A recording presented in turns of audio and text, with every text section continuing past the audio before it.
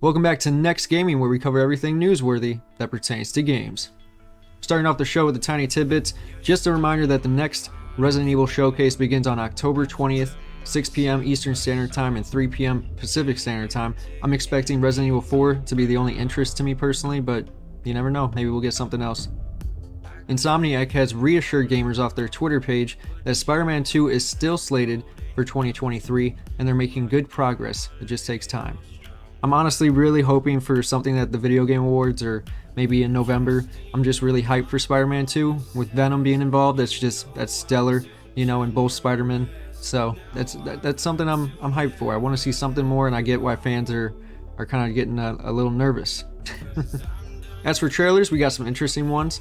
First off, with Rendezvous: Shadows of the Past getting its official trailer. It's an 8-bit style cyberpunk side-scroller. Looks interesting. I'll definitely check that out.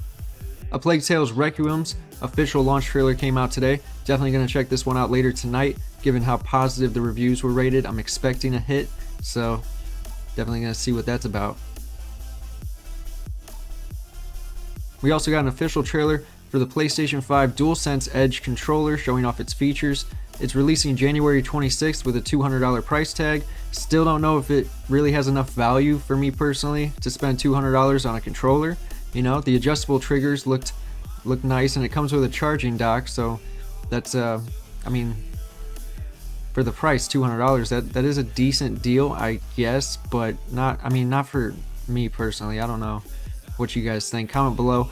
But comparing that to the Xbox Design Lab's new Elite Series 2 video, showing off their $180 controller, with it being fully customizable and compatible with PC straight out the box for $20 less, with pretty much all of the Edge's features included, minus the haptic feedback and the adaptive triggers. It's a pretty good deal when you put both next to each other. Obviously, $20 less, and it's pretty much the same thing. But you know, I think they're just undercutting Sony at this point, and to put a video out the same day as Sony, that's pretty funny. That's a coinkadink. Next, we got another Need for Speed Unbound gameplay trailer. Looks like a classic throwback somehow. Hopefully it's a solid Need for Speed game. I don't really have any doubts. It's starting to look pretty good the more I see of it. You know, the more we get to see with this animation, cartoony design, and the fact that we can turn it off. I really have no problems with this.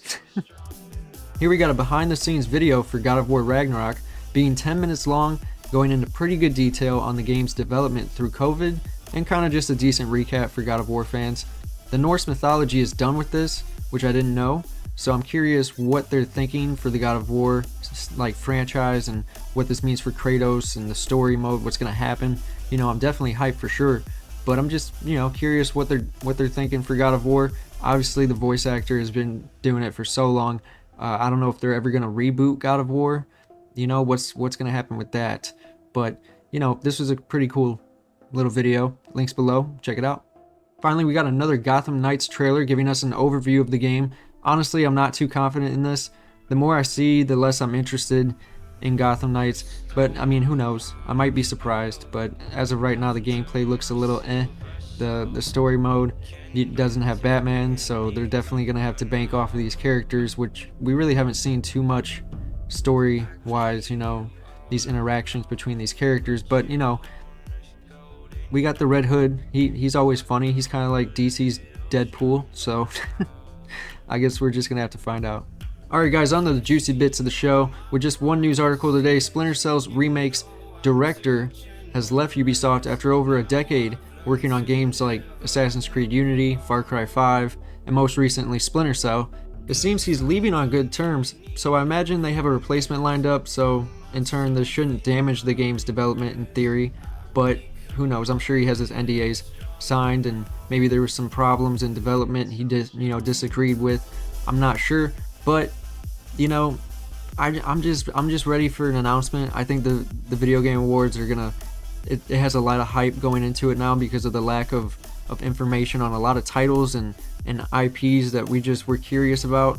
So I think if they don't show a lot at the Video Game Awards, it's going to be disappointing overall, because I think half of their viewership is going to go for, or not go, but you know, watch the stream because of the new announcements. And if there's a lack of them there, that's saying something. But you know, I'm imagining this is gonna have something soon, hopefully.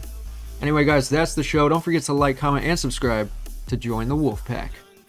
Peace.